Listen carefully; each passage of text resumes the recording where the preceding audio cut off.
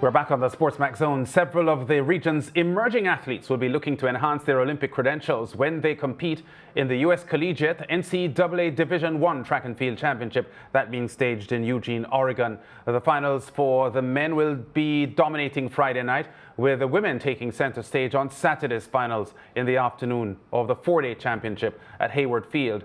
Trinidad and Tobago's heptathlete Tyra Gittins, Jamaican hurdlers Damian Thomas, Ackera Nugent and Anjanette Knight, sprinter Kemba Nelson, along with quarter milers Stacey Ann Williams, Cherokee Young and Sean Bailey, the younger brother of multiple world and Olympic medalist Veronica Campbell-Brown, are some of the top Caribbean athletes set to be in action. We will talk about some of those shortly, but a name that Caribbean fans might not be too familiar with is Devonte Burnett.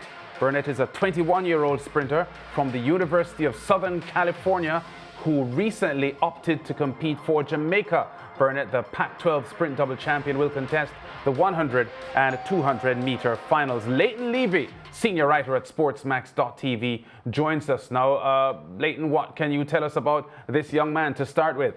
Well, not much else is known about him. What we do know, he's run 10 flat this year and 10.05, which ranks him 5th in NCAAs, and of course makes him a contender in the final. Of course, when you have people like Terrence Lane running 9.80, 10 flat doesn't sound that fantastic, but you have to run the races.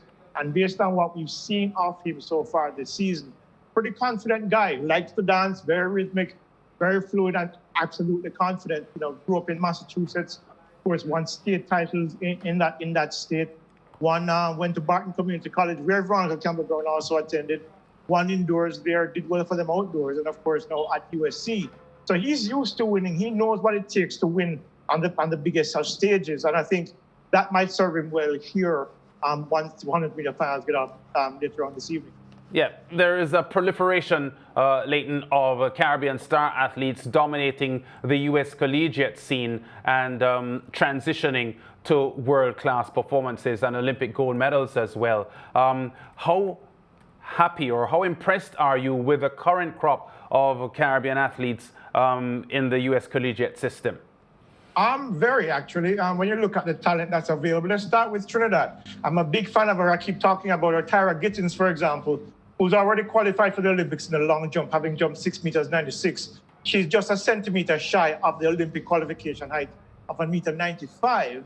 And she's a leading heptathlete in the collegiate circuit this year. 6,418 points, just too shy of the Olympic qualifying standard. And of course, I'm suspecting, given what we've seen from her during the course of the season, that she's going to get those points at the this weekend.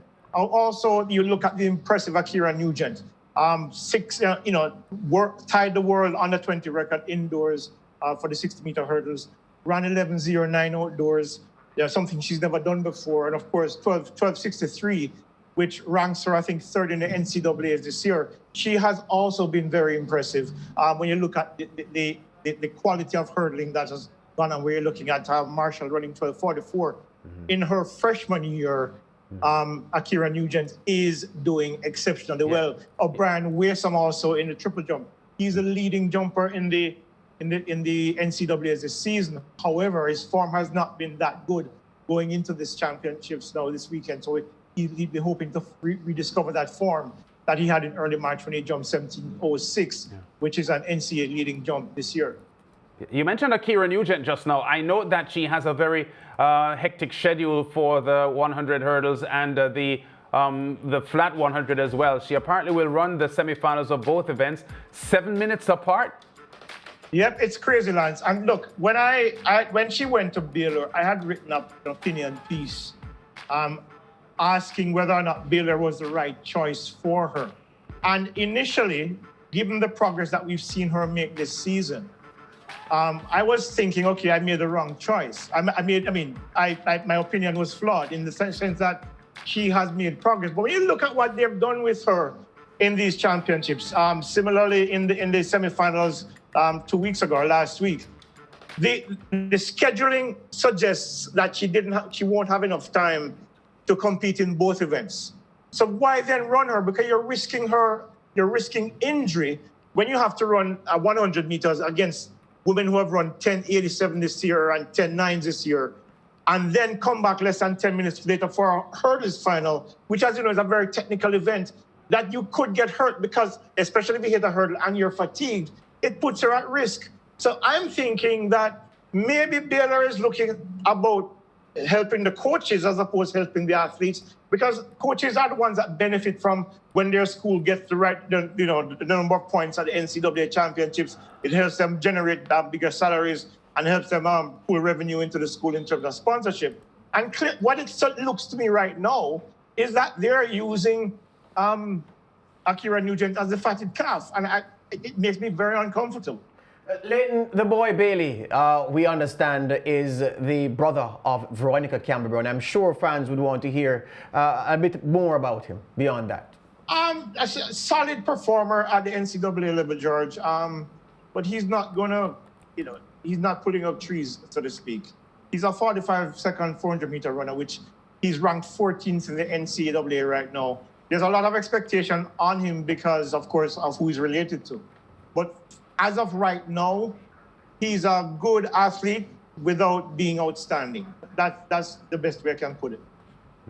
He is the fastest Jamaican this year, though, isn't he? So I guess it's not so much of a big year at the moment for quarter milers out of this rock. No, it's not, lads. I mean, no Jamaican has gone under 45 seconds this year. But I mean, there are prospects for the future. Christopher Taylor is beginning to look like his old self now. I think he's probably a year away. We've seen Javon Francis inconsistent between 45 and 46. Akeem Bloomfield thinks he's a 200-meter runner when he should be a 400-meter runner, and he gets injured every time he runs a shorter event. So he's recovering now as well. So the crop doesn't look particularly useful right now, but let's see what happens next year. But for right now, it's not happening for them. Yeah, a factory of sprint hurdlers from Jamaica for decades now. Damian Thomas among the latest, really, just a proliferation of talent in sprint hurdling from Jamaica. Yes, indeed. And of course, a young man called Lemonius as well, who is right there in the final. I think he's ranked 5th or 6th in the NCAAs this year. Damian Thomas was ranked 1. He's now ranked 2, I think. Yeah, 13.22 ranks him 2nd.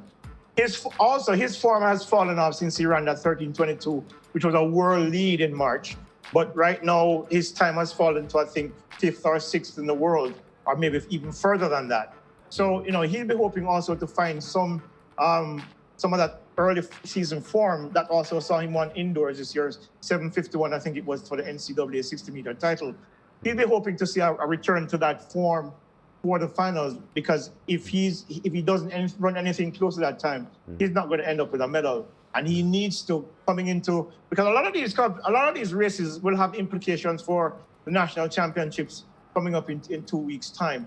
So he'll be hoping to find a return to form and hopefully clinch a medal, which will actually help him, given the kind of momentum coming into the national championships, where he'll be facing a 13:01 Omar McLeod, a Rashid Broadbell 13:10, a Ronald Levy 13:29. There's a deep crop here in Jamaica who are looking for any scalp they can take to get on that plane to Tokyo. So it will serve him well to come into these championships with a return to form. Lemonius, I think, is a work in progress. His racing is still a little scrappy. His technique is not that great, but that he's gotten to the NCAA final shows that he's a real prospect. And he could also be a factor coming into the national championships in 2 weeks as well. Okay. All right, Leighton, always great talking to you. Of course, I suspect that on Monday we'll be reviewing what happened at the NCAAs. Absolutely. And of course, Kemba Nelson in the 100 meters. Yeah. I expect her to do well. 10:98.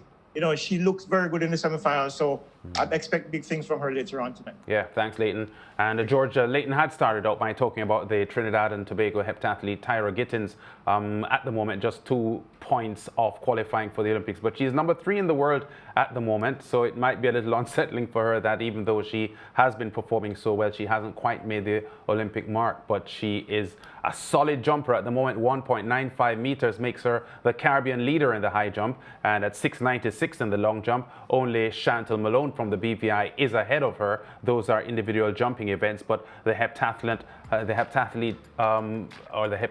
event, a very demanding event, and she's so strong, as I said, in the jumps, and we are looking forward to seeing her, because we haven't seen a heptathlete produced these numbers since Dan Guthrie from Jamaica in the 1990s. Well, fact is, I tell everybody, well, anybody who is anxious about Tara Gittins to keep calm. She has shown all season long that she has more than what it takes to hit that Olympic qualifying mark. And if you doubt that, you look at her rank on the world totem, as you just articulated. I think she'll get there this weekend. And I'm keen to see her lace up for TNT, because I'm looking at the crop for TNT at the Olympics, and I'm wondering where the medals are coming from. If she's there, I'd be much more optimistic about the Trinidad Republic having cause to see someone stand on the podium in Tokyo. Yeah, as they did back in London in 2012 with Keyshawn Walcott. Yeah. We go to break. When we come back, brace yourself for some cricket stories and cricket analysis that may not be too palatable for West Indies fans.